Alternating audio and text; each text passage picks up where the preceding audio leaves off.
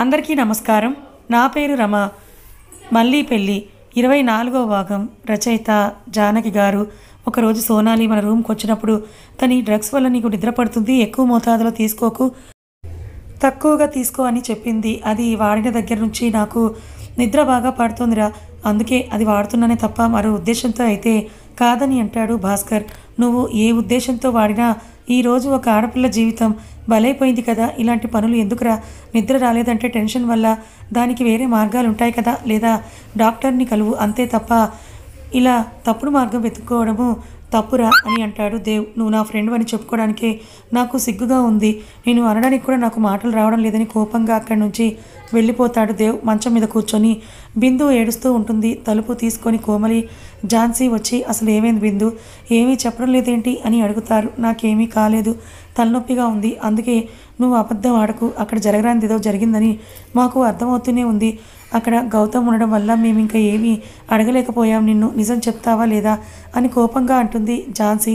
బిందు ఝాన్సీని పట్టుకొని ఏడుస్తూ జరిగిన విషయం అంతా కూడా వాళ్ళకి చెప్తుంది. ఏంటే నువ్వు అంటోంది, వాళ్ళిద్దరూ రాకపోతే నా జీవితం ఏమైపోయేదో, మళ్ళీ మీకు ఈ ముఖం చూపించేదాన్ని కాదు, శవమైపోయి ఉండేదాన్ని, ఏంటి ఆ పిచ్చి మాటలు? అవును ఝాన్సీ, నా భర్తకి ఎప్పుడు నా వల్ల ఏమచ్చా రాకూడదు, నా చివరి శ్వాస వరకు నేను తనకే సొంతం కావాలి, ఇంకొక మగవాడు నా ఒంటి మీద చెయ్యి వేయడానికి అస్సలు ఒప్పుకోను నేను. అయినా నువ్వు చాలా ధైర్యంగా ఉంటావు కదా, ఇంత పిరికిదానిలో ఎలా మాట్లాడుతున్నావు అని కోమలి అంటుంది. నిజమే, మాటలు చెప్పడానికి వచ్చే పరిస్థితిని తట్టుకోవడానికి చాలా తేడా ఉంటుంది అని నాకు ఇప్పుడే అర్థమైంది కోమలి. ఇప్పుడు ఎవరొచ్చినా ఐ డోంట్ కేర్ అనేది నేను ఈరోజు ఫస్ట్ టైం భయం అంటే ఏంటో చూపించాడు వాడు. వాళ్ళే లేకపోతే నా కుటుంబం ఏమైపోయేదో అని ఏడుస్తుంది బిందు. పోనీలే, ఏమీ కాలేదు కదా, భోజనానికి రా. లేదు, నాకు ఆకలి వేయడం లేదు, మీరు తినండి. గౌతమ్ తిన్నాడా? తిని వాళ్ళ అమ్మమ్మ దగ్గర పడుకున్నాడు. అవునా, సరే, ఈ విషయం ఎవరికీ చెప్పొద్దు. సరే చెప్పనులే అని అంటారు వాళ్ళిద్దరూ కూడా. సరే, మీరు ఇంకా వెళ్ళి భోజనం చేసి పడుకోండి, నేను కొద్దిసేపు అలా ఒంటరిగా ఉంటాను. మీ వదిన కూడా వచ్చి చాలాసేపు బతిమాలింది కదా, మీ అన్నయ్య కూడా వచ్చాడు, ఇదే మాట చెప్తున్నావు, వాళ్ళు ఏమనుకుంటారు చెప్పు బిందు అని అంటుంది కోమలి. కొంచెం తిని పడుకోవచ్చు కదా ప్లీజ్, మిమ్మల్ని అందరినీ కూడా బాధ పెట్టాలని కాదు, నాకు అది గుర్తొచ్చినప్పుడల్లా నరాల్లో వణుకు పుడుతుంది, ప్లీజ్ నా పరిస్థితి అర్థం చేసుకోండి అని భయపడితే చెప్తుంది బిందు. సరే నీ ఇష్టం, ఇబ్బంది పెట్టడం ఎందుకని వాళ్ళు అక్కడి నుంచి వెళ్ళిపోతారు. దీనివల్ల ఎటువంటి ప్రాబ్లం రాదు కదా, అస్సలు రాదు, నీకు నిద్ర బాగా పడుతుంది. అప్పుడు నువ్వే అంటావు Sonali thank you so much అని.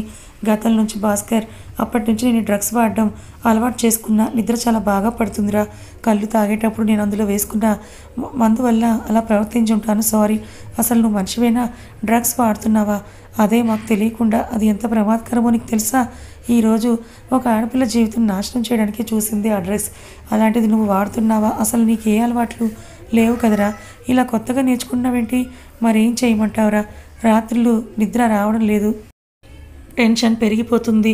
అరే, స్లీపింగ్ ట్యాబ్లెట్లు ఎక్కువగా వాడొద్దు అంటారు, మరి అలా ఎందుకే చేస్తున్నా? నీకు నిద్ర బాగా పట్టాలంటే ముందు నీ మెదడులోంచి పిచ్చి ఆలోచనలన్నీ బయటకు తీసి పడే. నెక్స్ట్ ఏంటి, పడుకునే ముందు ఓ గ్లాసు పాలు తాగు, నీకు చక్కగా నిద్ర పడుతుంది. మాకు లేవా టెన్షన్స్? మేము తిరగడం లేదా నీకంటే ఎక్కువగా? గుండెల్లో మోయలేనంత బాధ ఉంది, మరి నేను కూడా నీలాగే వాడాలి కదరా డ్రగ్స్, మరి నేను ఎందుకు వాడడం లేదు అంటాడు భాస్కర్. గణేష్, చూడు, వాడు సిన్సియర్గా ఒక అమ్మాయిని లవ్ చేశాడు, కానీ తను వీడి దగ్గర ఉన్న మనీతో సహా వాడుకొని ఐఎమ్ సారీ అని ఒక్క మాట చెప్పేసి వెళ్ళిపోయింది.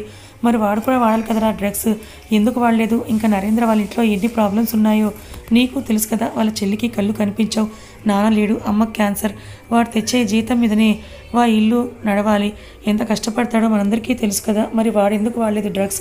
నిద్ర పట్టదు నీకు, కొవ్వు ఎక్కువే పట్టి కొట్టుకుంటున్నావు, ఇదంతా నీ తప్పు కాదురా. ముందు ఆ సోనాలి, ఒరే మామ వదిలేరా, తనని ఏమనకు, ఈ విషయం నీకు తెలిసిందని తెలిస్తే నన్ను చంప పడేస్తుందా పిచ్చిది, నోరు మూసుకొని ఉండు భాస్కర్. ఒరే మామ, ఈ విషయం నీకు తెలిసిందంటే నన్ను బ్రతకనివ్వదురా, అర్థం చేసుకోరా, ఒక్క నిమిషం ఆగుతావా అని సీరియస్గా చూస్తాడు. బిందు, అన్నయ్య ఏంటి కొడుకుతో ముచ్చట్లు ఆడుతూ ఏదో అడుగుతున్నాడు, ఏదో చెప్తున్నావు అన్నయ్య? అవునా, భోజనం చేయలేదమ్మా, ఆకలిగా లేదన్నయ్య, నైట్కి తింటాలే అని అంటుంది. అదేంటమ్మా, కొద్దిగన్నా తినాలి కదా. నిజంగానే నాకు ఆకలిగా లేదన్నయ్య, అర్థం చేసుకో ప్లీజ్, అందుకే నేను పాలు తీసుకొని వచ్చాను. వదిన, అవును, నువ్వు ముందు ఈ పాలు తాగు అని అంటుంది. ఇప్పుడు ఎందుకు వదినా ఈ పాలు? ఏమీ తినకుండా ఉంటే ఎలా బిందు? మళ్ళీ నువ్వు చిక్కిపోయావంటే మా ఆవిడ్ని మీ ఇంటికి పంపించాను, మీరు సరిగ్గా చూసుకోలేదని మమ్మల్ని అంటాడు మీ ఆయన. తను అలా ఏమీ అనడలే వదిన.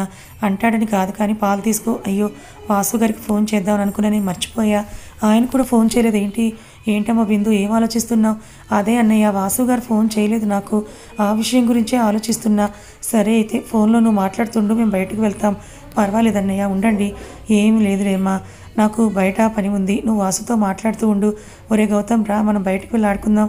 నిజంగా అత్తమ్మ, అవును బయట మామిడి చెట్టు ఉంది కదా, మామిడికాయలు కోసిస్తాను, ఉప్పు కారం పెట్టుకొని తింటూ కానీ నాతో రా. సరే అత్తమ్మ, నువ్వు పాలు తాగు బిందు.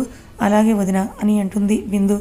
ఇదేంటి వాసు గారు అసలు నాకు ఫోన్ కూడా చేయడం లేదు, ఏమనుకుంటున్నారు ఈయన? అయ్యో ఇన్ని మిస్డ్ కాల్స్ ఉన్నాయే, నేను చూసుకోలేదు. ఇదేంటి ఫోన్ రింగ్ అవుతోంది, మరి లిఫ్ట్ చేయడం లేదేంటి? మళ్ళీ ట్రై చేద్దాం అనుకుంటూ అయ్యో రింగ్ అవుతోంది, ఆయన ఎందుకు ఫోన్ లిఫ్ట్ చేయడం లేదు? ఒకవేళ పడుకొని ఉంటారా? లేచిన తర్వాత ఆయనే చూసుకొని చేస్తారులే. ఏంటండి అలా చూస్తున్నారు? వరలక్ష్మి, నువ్వేనా మా చెల్లికి పాలు తీసుకొచ్చిచ్చావు? నేను మనిషినేనండి, కోపం ఉంటుంది కానీ బిందు చాలా మంచిది, మనకి చాలాసార్లు హెల్ప్ చేసింది కదా. నేను కోమలిని అలా అనకుండా ఉండాల్సింది, ఎందుకంటే పిల్లలు లేని ఆ బాధ ఏంటో నాకు తెలుసండి. బాధపడకురా లక్ష్మి, ఇదిగో ఈ గౌతమ్ మన కొడుకు అనుకుందాం. భగవంతుడా, నా భార్యలో ఏ మార్పు అయితే నేను రావాలనుకున్నానో ఆ మార్పు త్వరగా తీసుకొస్తామని అనుకోలేదు.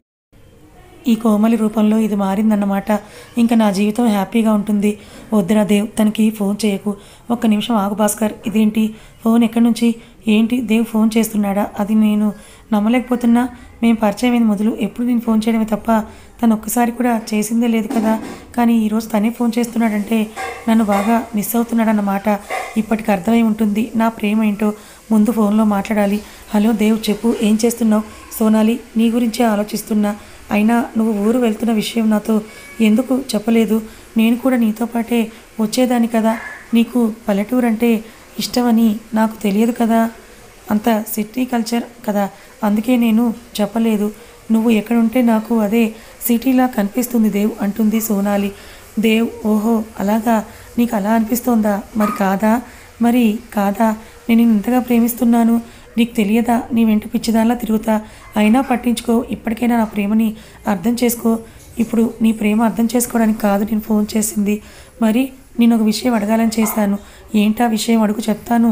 నువ్వు డ్రగ్స్ వాడుతున్నావా సోనాలి? ఒక్కసారిగా కంగారు పడుతూ లేదు నేను డ్రగ్స్ ఎందుకు వాడతాను, నీకెవరు చెప్పారు అని అడుగుతుంది. నువ్వు నిజం చెప్పవన్న విషయం నాకు బాగా తెలుసు. చూడు, నువ్వు ప్రేమతో ఫోన్ చేసావు అనుకున్నా, కానీ నేను డ్రగ్స్ వాడుతున్నానని ఫోన్ చేసావా?